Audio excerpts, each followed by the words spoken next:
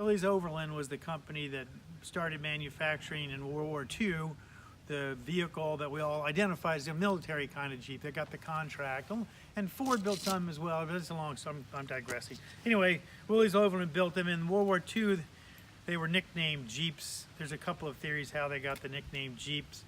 One is that it's government purchase vehicle box. You know, go get the GP thing, but I don't buy that one. There was a character in I'm trying to think of the old comic strip, a Little Abner comic strip called Jeepers at that time, and Jeepers was a guy that could do everything.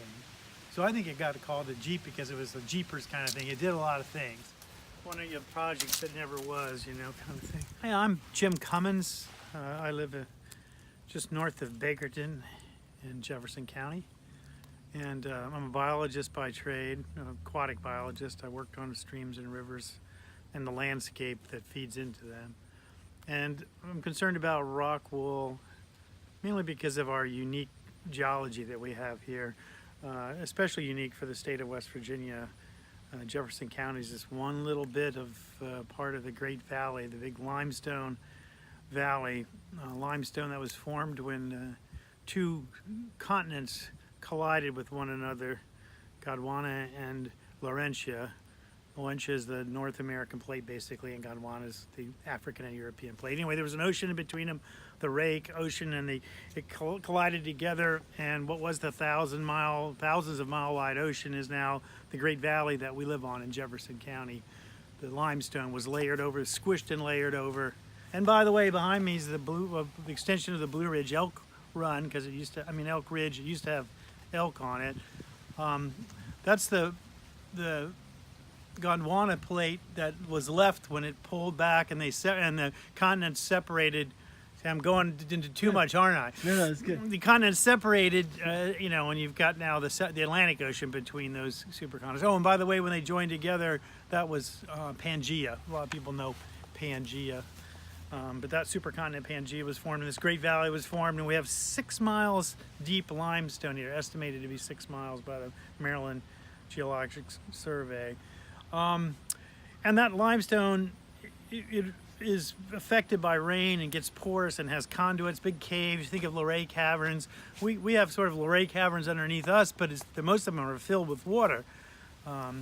And that water is very precious. That's our drinking water supply. And if that water is contaminated, it's difficult or impossible to clean up. And that's why I'm worried about Rockwool, especially because the location that they pick for their plant is right adjacent to and on some of the highest amount of sinkholes in this county. And sinkholes not only are conduits, but they are in danger of collapsing and doing other things, and building a big plant with big towers, a heavy weight on top of that limestone's probably not a good idea. I can't figure out why Rockwool engineers ever bothered to pick that site. It's just one that's going to be problematic, and already in their early construction they've uncovered a sinkhole, actually tried to secretly cover up the sinkhole that they uncovered, trying to dismiss it, and they don't know how. They try to pour concrete down the hole, which is a bad idea. They don't know what they're doing with that landscape, and it's frightening. So I'm worried about the impacts to our water, both from just stormwater on their parking lots that might run down into the sinkhole, which is maybe the lesser of the evils, because they are going to be using lots of chemicals on that facility and releasing lots, and that can also go down and contaminate us. And the sewer line that's going to be extended out to that area.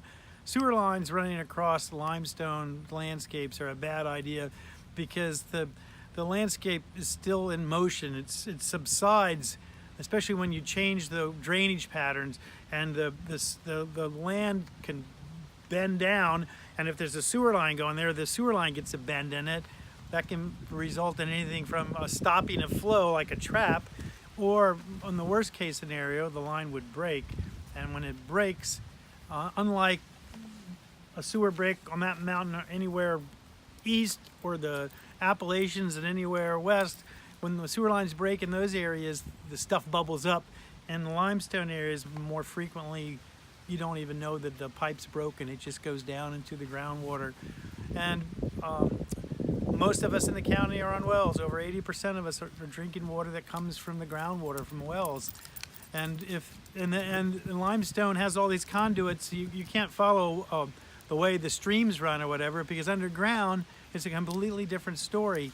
In the 1990s, the county had a couple of studies done by the U.S. Geologic Service and West Virginia Geologic Survey that looked at, they injected dyes into some wells to try to figure out where the underground water goes, and they injected dyes in a well very close to Rockwool and near Bardane and near that Rockwool plant that they're building.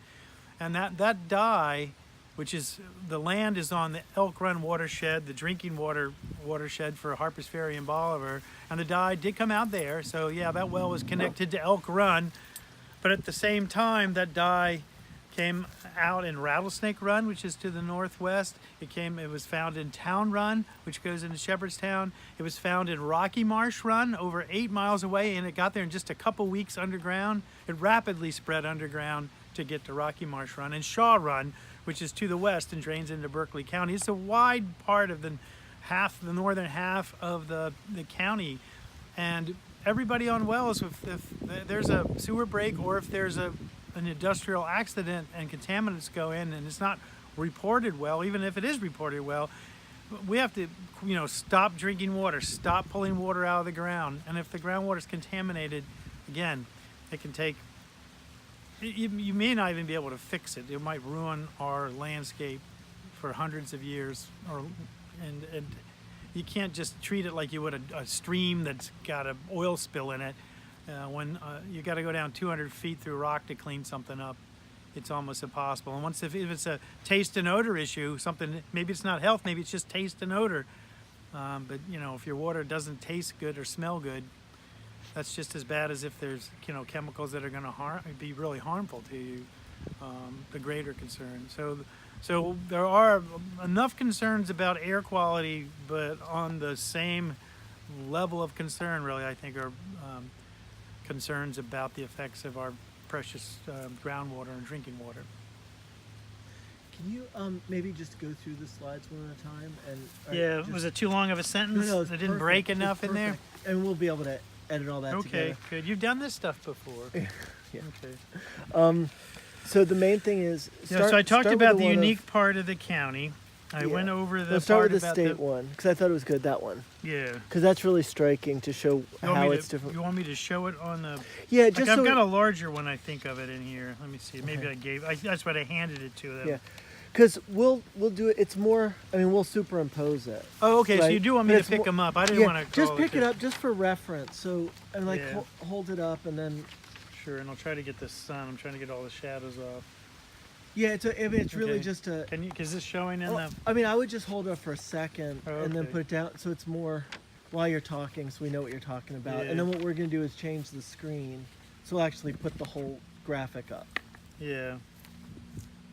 All right. Yeah, I'm concerned about the unique geology of Jefferson County and the location of Rockwool plant. This is the state of West Virginia, and it's color-coded for different kinds of geology.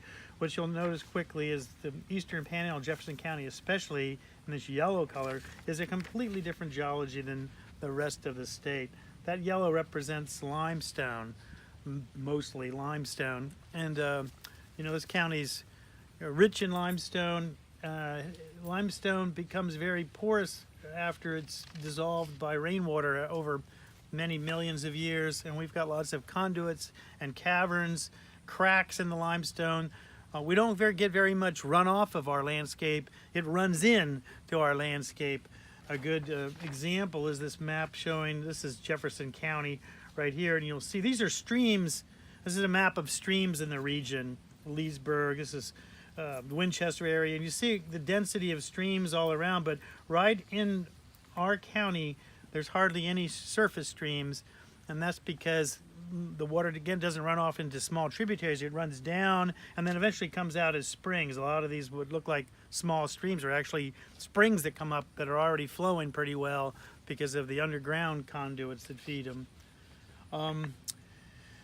But again, the uniqueness of the county, I don't know if that was considered by the state when they were negotiating with Rockwool on a location for this plant, but it was a poor choice, risky choice. I know it's close to metropolitan areas, but it's also, you know, sits right on top of a very vulnerable landscape. Perfect. All right, and the next one.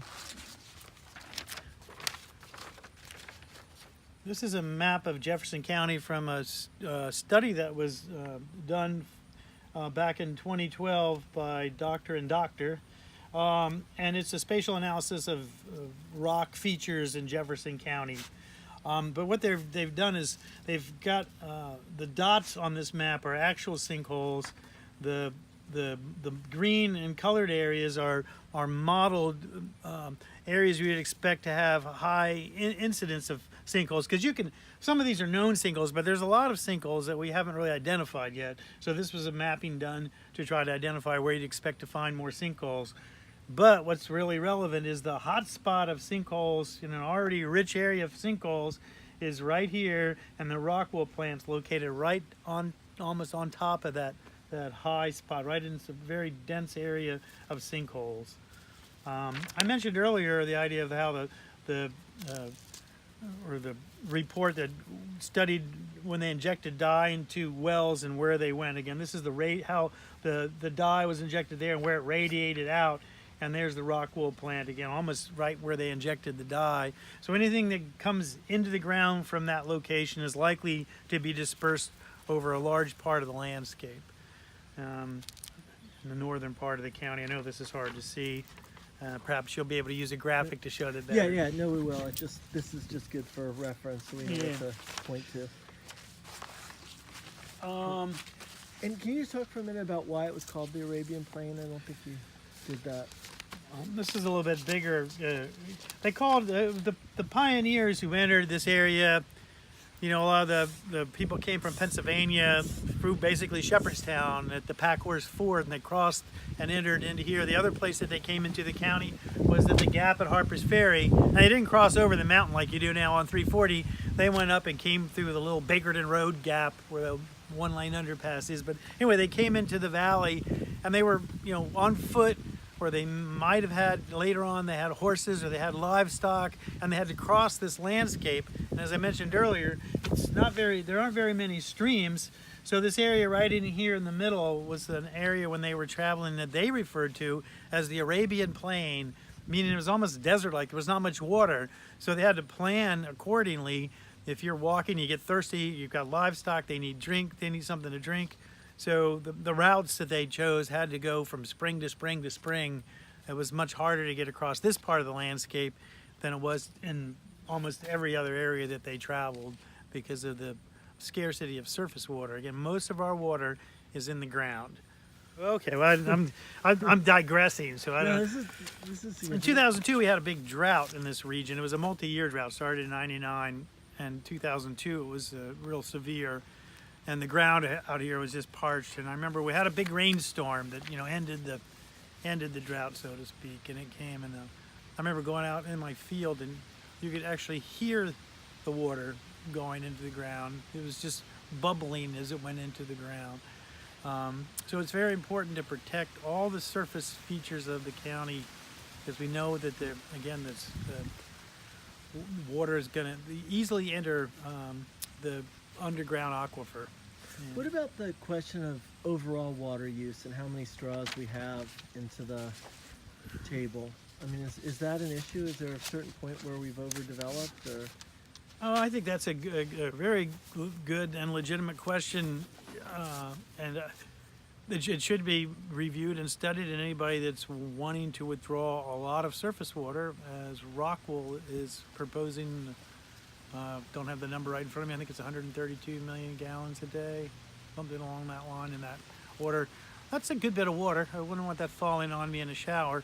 It's a lot of water, and when they're pumping from just a few wells, with the Jefferson Utilities is going to be using a few wells to supply that water. Yeah, you get not only broad area issues, how much water do we have underneath of us to be able to supply that, but you get, especially around those wells, it's going to draw down and make a depression where the well is drawing. The well is going into the landscape here. It's going to make a depression. So other people's wells that aren't on Jefferson Utilities, their wells are going to be affected by that drawdown that's going to occur, likely to be affected. That needs to be studied. It's not known, but it should be studied, and not just willy-nilly. Just, oh yeah, we've got plenty of water. Give them whatever they want, because that's not. Water's a precious resource. Okay, I think we got it. Okay. Thank you. Yeah, Did you say who you were? Here, I did at the beginning. I said I was from Bakerton.